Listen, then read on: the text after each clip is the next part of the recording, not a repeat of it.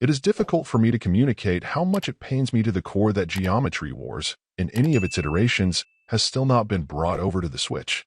Sure, there have been plenty of great twin-stick arcade shooters I've loved on the system, but there's just something about its very old-school look and sensibilities that made me smile. At a glance, Geometry Survivor actually got my hopes up, as there's no question that it is cribbed that visual style pretty hard. Rather than being an intense old-school twin-stick shooter as you could rightly expect, Geometry Survivor is instead built in the same style as Vampire Survivors, and that doesn't need to be a bad thing. What impresses me about it is that though there have been many other games that have tried to emulate the style of Vampire Survivors, so few of them have done as good a job of it. Part of what works is tied to the variety of weapons, a few of which feel pretty original.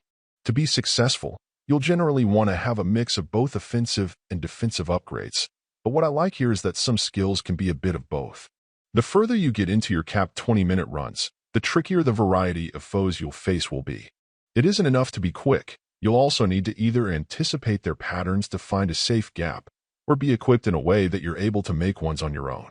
Playing through several times, continually choosing different combinations, it was satisfying to see how effective you could be without feeling trapped to choosing the same core sets. In particular, once you're able to max out and evolve some of your skills, there are a couple that can be very hard not to want to stick with those since they can be quite effective. Even with those positives, that isn't to say there aren't areas where the game is a bit of a letdown. The first may be the most crippling, and that's the fact that it isn't terribly deep. You'll always be in the same arena, facing the same progression of enemies, playing to try to survive the full 20 minutes.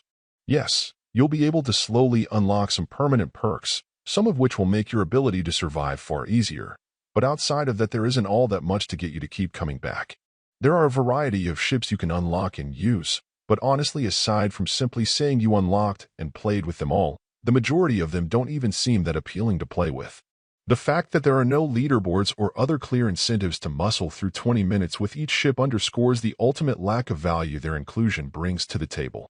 In conclusion, there are absolutely some things the game gets right, and for the pretty low asking price they may well be enough to justify giving it a shot. While Vampire Survivors, which is also quite inexpensive, but more feature-rich, clearly remains at the top of the heap, in most regards this is what I'd consider among the very few that deserve to be mentioned in the same breath as it. While it comes up short in long-term playability, there's no question that for a while it can be a blast.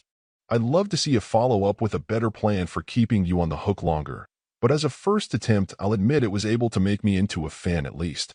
Overall, my final score for the game ended up being a 7.7. And if you're interested in picking it up, it's currently available on the Switch eShop for $4.99. Thank you for taking the time to listen to this review.